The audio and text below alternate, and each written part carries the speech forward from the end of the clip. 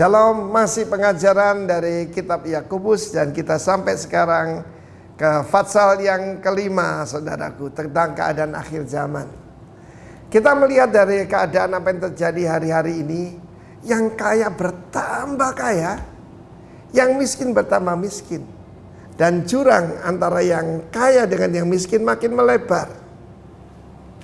Di sini kita lihat sebetulnya meskipun tidak nyembah patung, tapi kebanyakan kita termasuk yang menyebut dirinya orang percaya menyembah Mammon. Kita harus tahu dari mana, daripada saat-saat seperti ini. Surat Yakobus ditujukan kepada orang-orang Yahudi yang dalam perantauan. Perantauan di sini diasporas, bukan perantauan mencari tempat yang baik, tapi karena aniaya. Tetapi meskipun menghadapi diskriminasi, menghadapi tekanan, maka janji Tuhan berkat Abraham tetap sampai juga kepada kita, Israel rohani. Dalam pasal 5 dikatakan tentang orang-orang kaya yang menumpuk harta pada akhir zaman.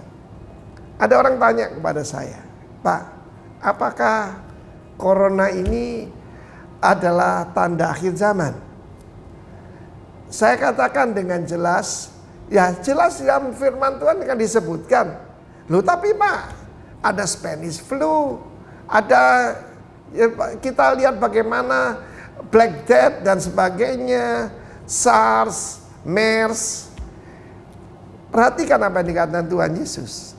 Sebelum kedatangannya, kerajaan akan melawan kerajaan, bangsa melawan bangsa. Bangsa itu etnos melawan etnos. Meskipun kita jadi didik begini hebat, rasialisme mendadak timbul.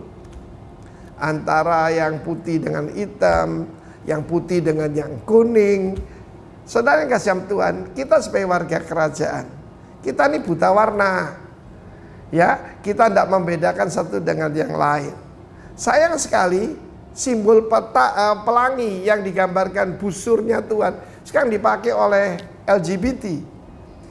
Mejiku Hibiniu itu kalau diputar warnanya putih, kemuliaan. Ya, kita melihat bagaimana firman Tuhan mengatakan mereka menumpuk harta, bahkan mereka menindas, yaitu pekerja-pekerja mereka. Saya mau katakan pada orang-orang kaya, firman Tuhan mengatakan emasmu akan berkarat dan pakaianmu akan dimakan oleh ngangak. Liwat apa kejadian? Cuma yaitu virus ini begitu lemah, kena sabun mati. Obat tidak bisa menolong, kena sabun dia akan istilahnya nyunyut kena air. Tapi manusia tidak berdaya. Perusahaan-perusahaan pada jatuh, ya saham-saham pada jatuh. Saham pada jatuh itu dimakan oleh ngengat, dimakan oleh resesi. Tetapi ada perintah, bagaimana jangan kita itu menindas kepada pekerja kita. Sebab apa? Jeritan mereka telah sampai kepada Tuhan semesta alam. Karena itu hari-hari ini adalah hari testing buat hati kita. Do we love God? Do we love one another?